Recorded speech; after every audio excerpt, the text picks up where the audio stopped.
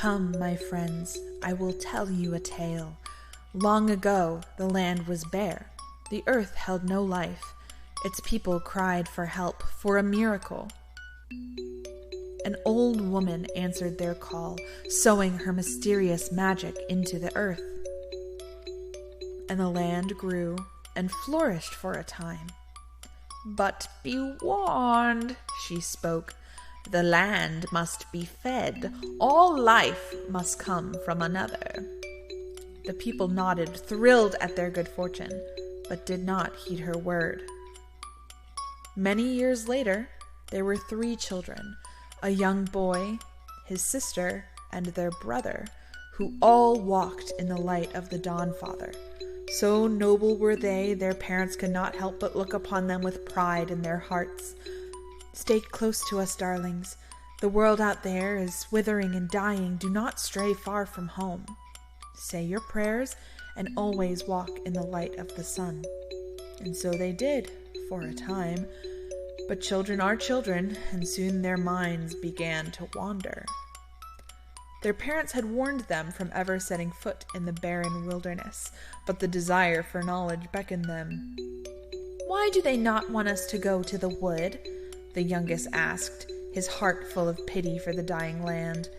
"Because they think we are not old enough," pouted his sister, her eyes sharp and suspicious.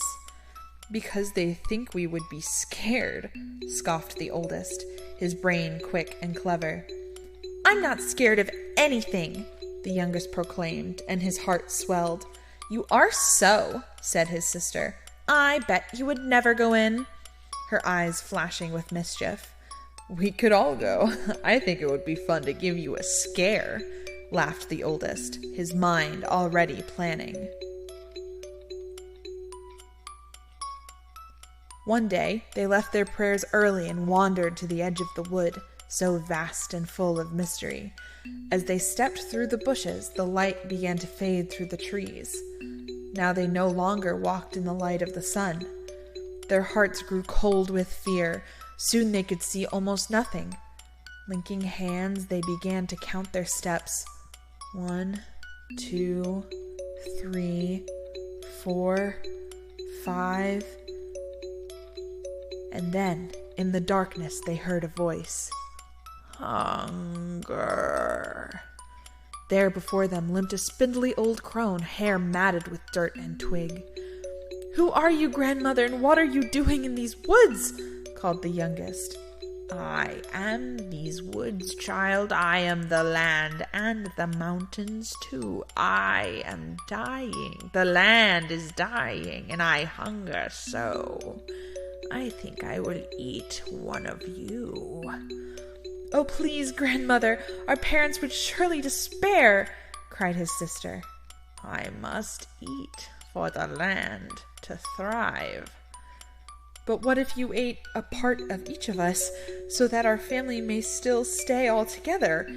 said the oldest, a bit of a tremor in his voice. "This is agreeable," the Waldhexe mused. "I shall take one thing from each of you."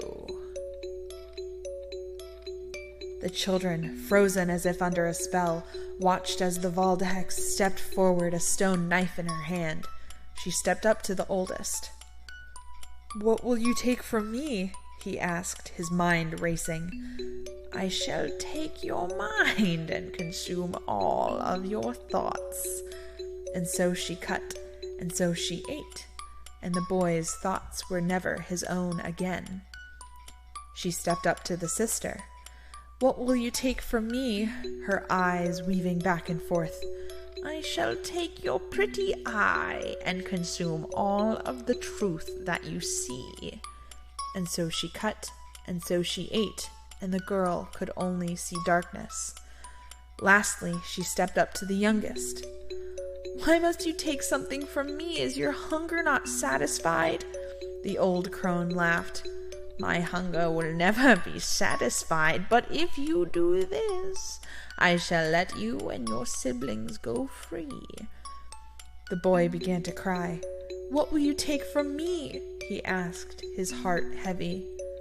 I shall take your heart and consume all of your love." And so she cut, and so she ate, and the boy's chest grew cold, never to feel again. "For now I am fed, my children, and the land will flourish and the wheat can grow once more. You may leave this place as long as you send me your children, and their children after them. Thus will your blood and bones nourish the land properly, and your kingdom can continue to thrive." The children returned home, but kept their trespass from their parents. Only when they had children of their own did they reveal their secret. And so it goes on, for each generation, to bring new bones and blood for the land to feed upon and to grow.